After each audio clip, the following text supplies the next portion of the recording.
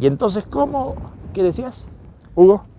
Quería preguntarte, negro, en los primeros tiempos, ¿cuáles eran los temas en los que se trabajaba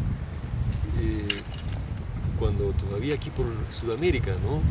Estábamos con esos estudios, trabajo, cuál era la bibliografía? La cosa empezó con unos pocos politólogos, porque de esa Facultad de Ciencias Políticas y Sociales salieron también los primeros amigos que nos acompañaron en todos estos trabajos. Entonces también había algún politólogo y había también algunos antropólogos. Y por supuesto gente común que estaba en sus ocupaciones, en sus distintas cosas. Al iniciar nuestros estudios en esas especies de retiros, nos interesamos vivamente por el estudio de la situación sociopolítica de aquel momento histórico.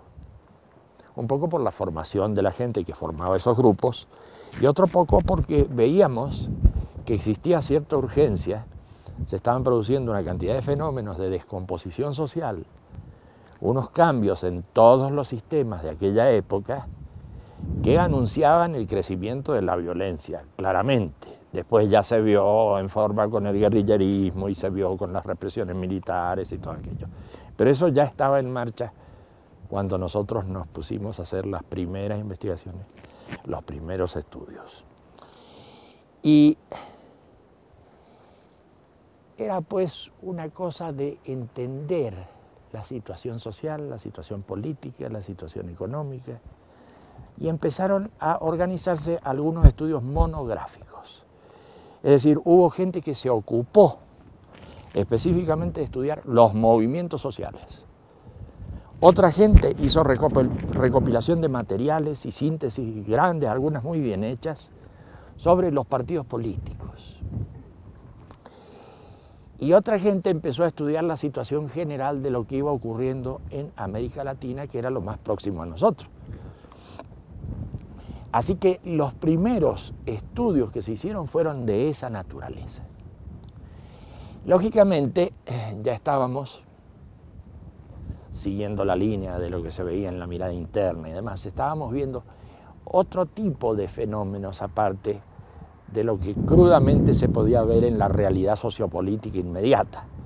Otros fenómenos mucho más subterráneos, pero muy importantes, que empezaban a aflorar. Me estoy refiriendo a ciertos cambios que hoy llamaríamos psicosociales, es decir, cambios en la mentalidad colectiva, aparte de lo que se conformaba política, económica, socialmente, en la superficie, empezábamos a ver una cantidad de cambios psicosociales que no se veían en la punta del iceberg. Estaban trabajando afuera, pero estaban trabajando. Entonces, claro, nosotros también nos ocupamos, ya en esas mismas épocas, de hacer algunas monografías y algunos estudios de antropología filosófica, antropología, y de estudios de creencias populares, mitos populares, modificaciones en las corrientes religiosas que se estaban viendo en América Latina. Es decir, era un trabajo el nuestro en el que de algún modo conectábamos lo que sucedía en la superficie, que le llamamos lo político, lo económico, lo politológico, y lo que ocurría en la conciencia social, pero subterráneamente. Nosotros suponíamos que eso se iba a ir expresando cada vez con más fuerza, iba a ir produciendo desplazamientos más grandes. Así que prácticamente nos movíamos en esas dos coordenadas, las coordenadas de la psicosociología y las coordenadas de la politología, si queremos ponerlo en difícil. Sí, claro. Pero estudiábamos ese tipo de cosas. Y cuando pasamos después a Europa, Sí. ¿seguimos trabajando en esas temáticas? Seguimos trabajando siempre en lo que empezamos a trabajar en algunos puntos, lo seguimos trabajando después. Pero cuando pasábamos de una etapa a otra, la anterior no desaparecía. Claro. Se seguía trabajando y se sumaba otra que era la que se ponía de moda, por así decir. ¿No es cierto? Y así fuimos pasando por varias etapas hasta que terminamos los trabajos y los estudios de los centros de estudio, centros de trabajo, los lugares de retiro, etc. Pasamos por unas 2 o 3 etapas. En Europa ya estábamos trabajando mucho más intensamente porque necesitábamos contar con aparaterío adecuado para esas investigaciones. Estábamos trabajando también en la cosa psicosocial, pero ya en unas investigaciones bastante extrañas, por así decirte. Eran las investigaciones del fenómeno paranormal. Se trabajó y se estudió mucho el fenómeno paranormal. Había un aparaterío bastante sofisticado y bastante complicado para la época. Nos equipamos suficientemente en Corfú y tomamos la bibliografía y algunos contactos que existían de gente que estaba estudiando esos problemas, particularmente lo que estaban estudiando en la Universidad de Duke, a través de unos señores, Ryan y Prats, que terminaron siendo básicamente un fraude. Así que ya empezamos mal con la investigación de los fenómenos paranormales. Por otro lado, las investigaciones de Vasiliev en Rusia eran importantes, pero estaban mal controladas. De manera que viendo lo que sucedían en los lugares más importantes, digamos, de esas investigaciones, empezamos a hacer las investigaciones por nuestra cuenta. Y empezamos a ver que el control de la prueba era algo muy difícil de hacer. Entonces encontramos una cantidad de errores que ellos no veían, entre otras cosas porque la psicología con que ellos contaban no advertía lo que significaba la traducción de un impulso a una imagen, en fin, cosas complicadas. Pero empezamos a controlar todo eso y después de largo tiempo del trabajo sobre el estudio paranormal, después de largo tiempo, empezamos a alargar, por así decir, misiones, es decir, gente que iba a ciertos lugares a hacer investigaciones de campo. Porque estas cosas terminan sabiéndose. Se sabe que en Filipinas hay unos señores, unos healers, que son curadores, que tocan al paciente y el paciente se cura y parece que le sacan unas vísceras. Bueno, toda esa cosa fraudulenta, la estudiamos, la comprobamos, la fotografiamos por todos lados, construimos todos los aparatos que eran necesarios en la época. Estoy hablando de cámaras Kirlian, de aparatos de resistencia galvánica de la piel, aparatos electromielógrafos, etc. Y por el otro lado, con esas investigaciones de campo, fuimos haciendo comprobaciones de casos extraordinarios que en la mayoría de las veces eran fraudulentos. Entonces nos iba cerrando el campo. Por un lado teníamos los errores de los rusos, por otro lado teníamos la cosa fraudulenta de Rhine y sobre todo de Pratt, más que de Rhine. Y por otro lado hacíamos investigaciones si es que existían fenómenos extraordinarios fuera de laboratorio. Y eso que estaba fuera de laboratorio normalmente era trucado. Así que se nos cerró mucho el campo. Y nos limitamos a nuestras investigaciones. Eso sucedió en Europa, pero mucho tiempo. Después, al volver a América, fue una investigación que duró como 4 o 5 años. Y la bibliografía que nosotros producimos fue una bibliografía interna, nunca lo publicamos. Pero esos son materiales con los que contamos. Volvimos a América y luego de hacer esas comprobaciones por todos lados y de investigarlos, llegamos a la horrible conclusión de que el fenómeno paranormal no aparecía nunca. No aparecía. Por lo menos, con esa forma de investigar las cosas, el fenómeno paranormal nunca pudimos comprobarlo. Entonces, pusimos al fenómeno paranormal en el costado cuando se trataban de dar explicaciones espiritualistas o explicaciones especiales, explicaciones que contemplaban el fenómeno de los ovnis y todo aquello, los pusimos de costado.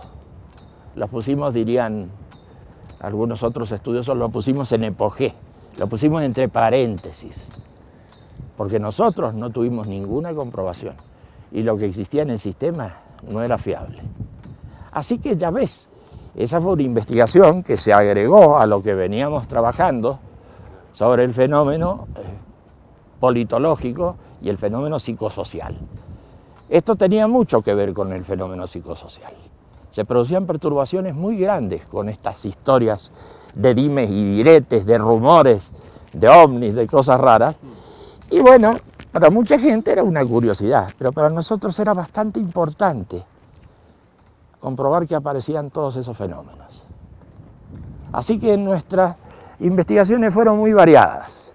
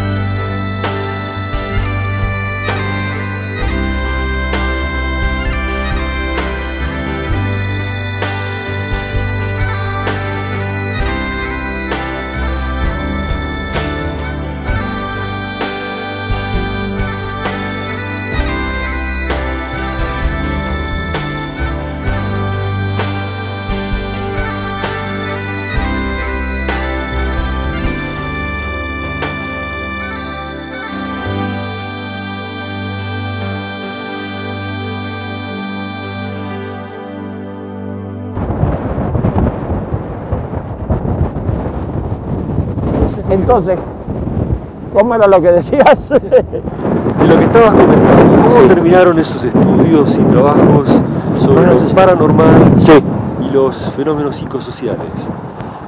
Sobre el fenómeno paranormal se siguió estudiando, aunque cambiamos de lugar después de Corfú, donde se hicieron las investigaciones más profundas, se siguió investigando.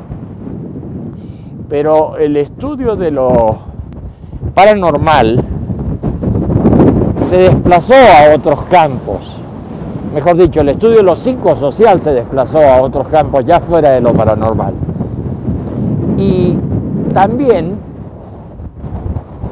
se vio que se podían hacer estudios y aplicaciones en algún tipo de institución que creáramos para llevar adelante esas cosas. Así empezaron a surgir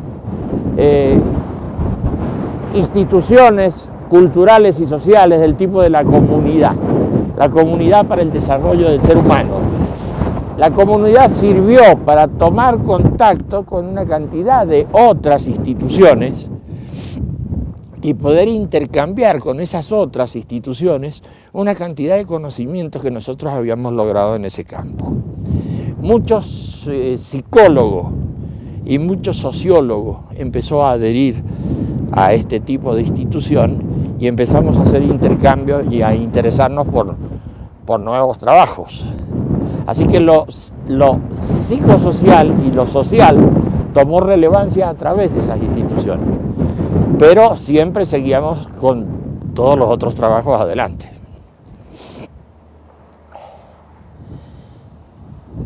Sí, eso es lo que puedo comentarte sin complicar la cosa. La otra línea de los politólogos Sí. también se convierte en una acción que se va concretando de algún modo, se retoma y se concreta en una acción. La cosa de los politólogos y todos ellos, sí, también, así como existía la comunidad y empezaba a conectar gente de ciertos sectores, de estudiosos y demás, empiezan a formarse ciertas organizaciones sociales y políticas. Aparece el Partido Humanista, por ejemplo, que empieza a desplegar todas sus actividades en el campo francamente político, así como lo otro. Y es más, de la Comunidad para el Desarrollo Humano, de esa institución, se hacen los primeros pasos para constituir los partidos humanistas. Eso es muy extraordinario. ¿Qué pasa con el Partido Humanista y demás? Lo que pasa es que las investigaciones que se habían hecho y los estudios que se habían hecho hacía mucho tiempo atrás empiezan a fructificar ahí y es muy fácil para todos estos amigos crear su plataforma, hacer sus desarrollos. Tienen su bibliografía también, porque mis libros tratan sobre todo ese tema, así que están suficientemente pertrechados para iniciar una acción política y una acción social. Así empieza a desarrollarse todo eso que es muy conocido ya en la periferia de este movimiento en marcha. Eso es lo que puedo contarte sin complicar enormemente todas estas cosas.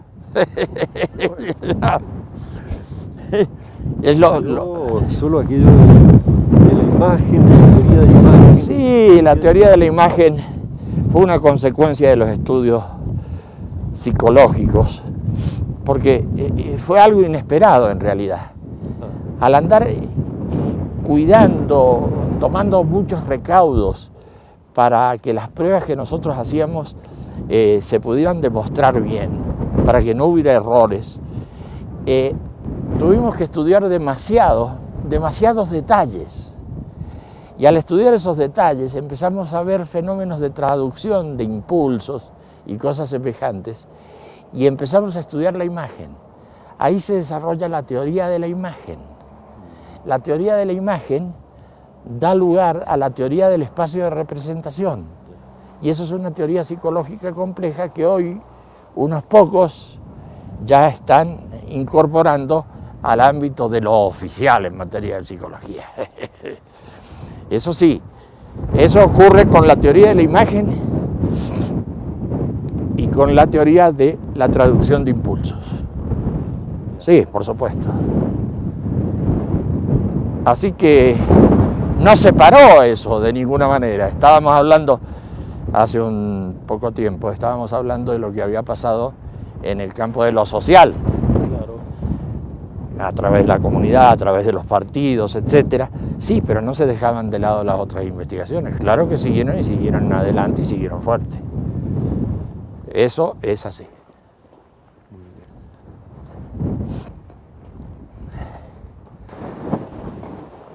También en las discusiones historiológicas, Negro a veces menciona un modo de ver la temporalidad de la conciencia. Claro, sin duda. Eso va configurando toda una teoría del psiquismo, ¿no? Sí, sin duda. Sí, pero eso es parte de contribuciones al pensamiento. Claro. Contribuciones al pensamiento está formado por la teoría de la imagen por un lado, un acercamiento a la psicología, y por el otro lado a la historiología. Son como dos volúmenes que integran uno solo. Sí.